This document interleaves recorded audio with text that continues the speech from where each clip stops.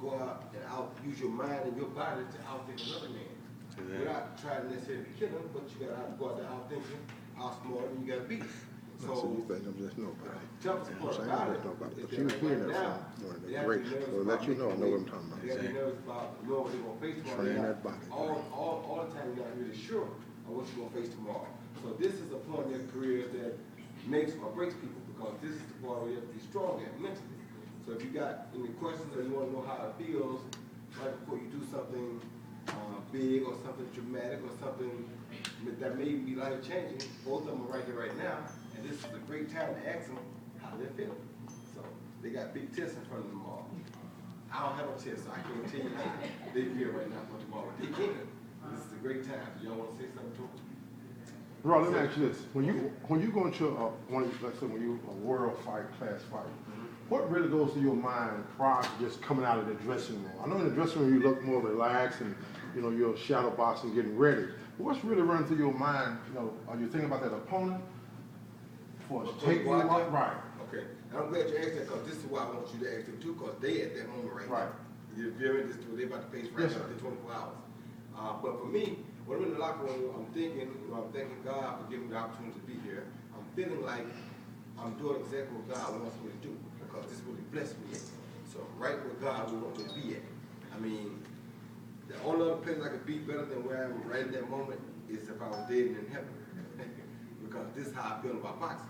So right before I go out there, I'm thinking, and don't get me wrong, the devil tries to challenge you at times, tell you ain't ready, you didn't train hard enough, you ain't gonna be able to take this guy. But the devil's always working. Right. But when you know that you're properly prepared, and you know you got God on your side, you put all that behind you. Because soon as I get the gloves on and I look at them, I throw a punch or two, oh, somebody's in trouble. But you should ask these guys the same, y'all should answer the same question, because y'all at it right now. Well, let them answer. Yeah. Wow, I'm just thinking, what am I going to do to win? I know I condition well enough. I'm going to go out there, fight hard, leave it all in the ring. Best man wins, that's how I feel. When I'm back there getting ready, that's just how I feel.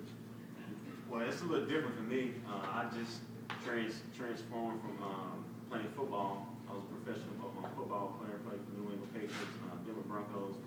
So it was a little bit different. You go out together as a team, and it's not really a whole lot of pressure on one particular person. But this is a different situation.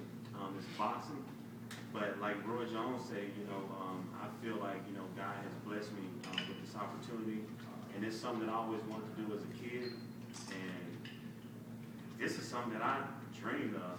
I feel good about it. I'm not really worried about my opponent.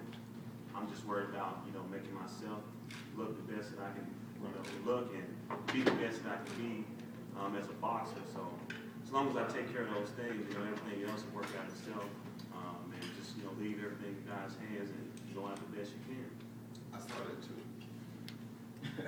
Yeah, the cat's laying down there. I see it too. I do it all the time. Can you talk just a little bit about the program here, the Outside the Box program? Outside the box program? Yeah, with MPD, and what sort of tangible impact do you see that having on the community? Well, the first thing is about providing them a place to go that's safe and positive is the biggest thing possible. I mean, this is showing that the MPD is really not being, like so many people get it misunderstood. They think that you are part of the problem. You're not. They're showing that they are trying to be the resolution to the problem by opening up a facility like this that gives kids that want to do the right thing a place to come try to do the right thing. Some of the problem most people have is that they don't have a place to go that they can be positive or be inspired to be positive. Kids without sometimes a father, or sometimes kids that with parents that work too much don't get enough encouragement about doing the right thing. So the MPD has come back and contributed to a way to help these kids get these positive messages more. And I think it's a brilliant impact on the community. Are you excited to see all the kids participating? I'm highly excited. That's all I'm here. Highly excited. And what about, if I may ask you, what do you think of his presence here and his support of the program? How does it make you feel? To know that I'm right beside him, that's that wood, yeah. Like nobody can take his place. Like he's the greatest. Was the greatest. Still the It greatest. is. It still is. And I feel the same way. You know, I'm honored to be in his presence. You know, I looked up to him. And, you know, he doesn't look very big, but this guy, you know, fought some of the biggest heavyweights and beat them. So, you know, that just, you know, makes me feel good inside that, you know, he's a down-to-earth person. You know, first time I met him, you know, he was like, hey, you know, whatever, man, ask me anything. You know, it doesn't matter. You know, you can come to me and ask me anything. You know, whatever you got to ask, you know, I'll answer. So he was real, you know, comforting and, you know, welcoming, and, you know, he's just a, you know, a regular person. You know, outside the ring and everything else, outside being an analyst. You know, I think he's, you know, really down to earth person. Do you think it's going to be a moment you're going to look back on and say, yeah, I improved my craft because of his referee? Well, I'm gonna pick his head here.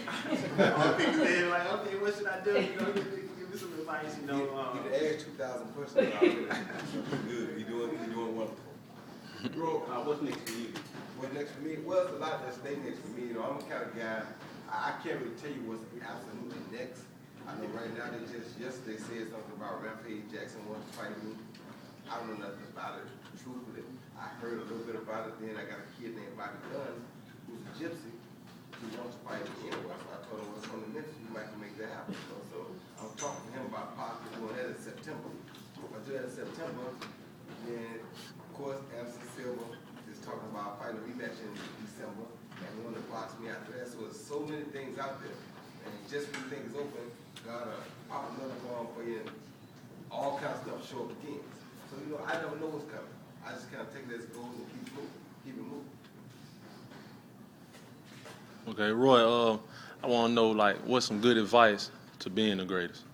Being the greatest, the best advice I can tell you about being one of the best ever is you got to think different than everybody else thinks. You come to the party with the same food that everybody is used to eating at a party, and that party is no different. You come to that party with a new type of food that they never tried at the party, and it works, now you're the greatest good cook ever. Exactly. You understand me? That's how you got to think about this. So when I came, I didn't come to throw the double hook, I came to throw the quadruple hook. Because they already seen the double hook, but they ain't seen the quadruple hook.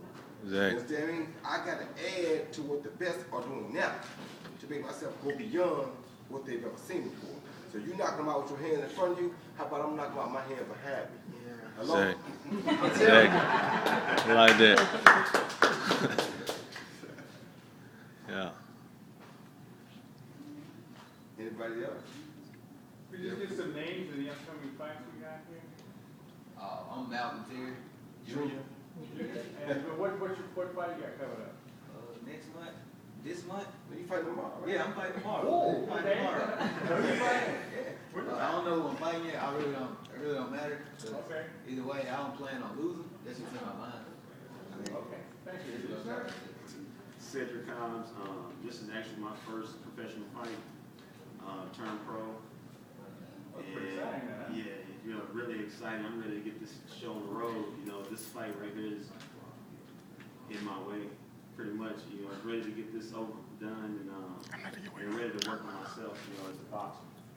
Can you explain that? CEDRICCOBBS. And how long has it been?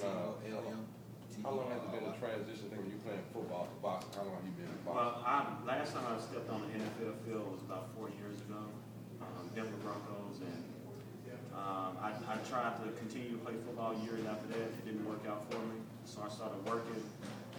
Didn't want to work, you know, because I felt like I still had some kind of drive in me. I wanted to compete, so it just kind of fell into my hands. You know, I linked up with another professional boxer out of Little Rock, and he knew some people over in Memphis, and it kind of just, you know, spiraled out of control. And, you know, I was ready to get some sponsorship to quit working, but, you know, that didn't work out in Arkansas, so I took it upon myself and said, you know, I was going to fight, you know, to get things started.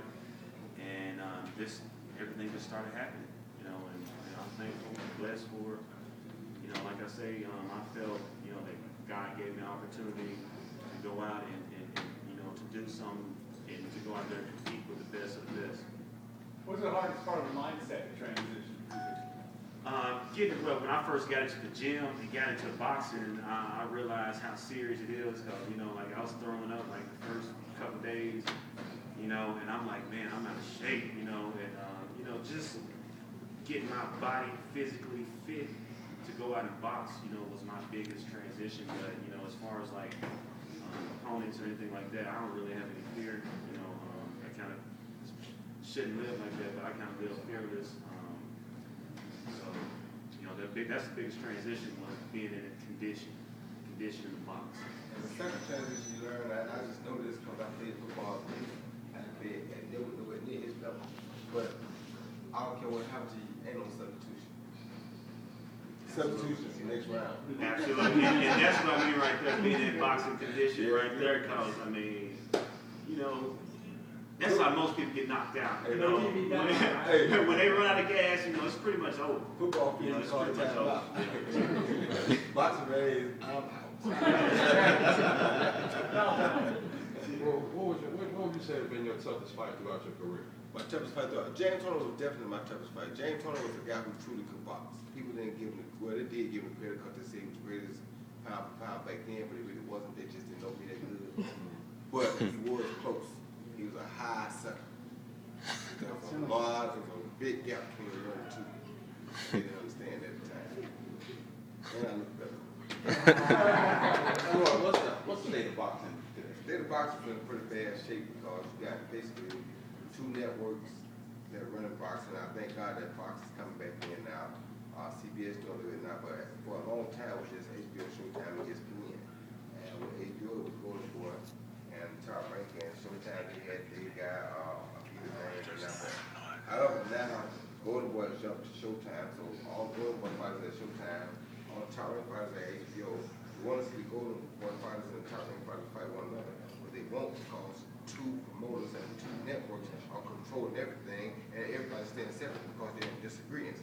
I could not have lived in this day and time when they do things because I was simple and plain, dry cut. I don't hear all talk about who thinks they what. If you think you're better than me, bring it to me or tell me what you think.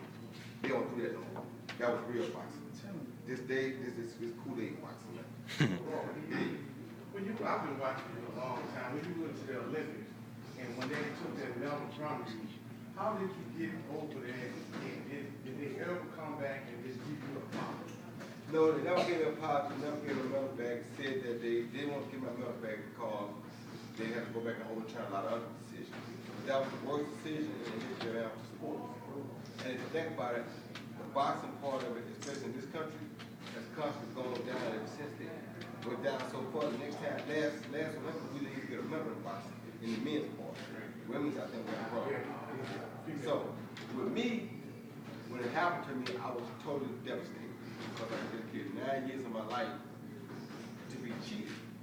And to be cheated was very hurtful feeling because I didn't go cheat that 9 years. I gave it a hard 9 years. And you're going to cheat me at the end of my 9-year run, it was very unfair feeling to me. So right away, I thought, if you're going to do something and you can win and they still give it to you, why would you keep doing it? Then I realized that God basically said, I am still God Almighty. You believe in me, I can turn anything around and make it possible. So when he pushed the right buttons on me, which I didn't know, he only does I know myself, made the right kids look at me like, you gonna quit? I couldn't look at the kids in the eye and say I was gonna quit. I had to put the saddle back on. I said, hey, I'm stuck. I can't, how will I ever come back and tell these kids just because something doesn't go your way? You go back and even harder. I couldn't say that and I not did what I did. So I had to go back, think about that for a day, and realize that that was actually the biggest blessing of my life, that they robbed me because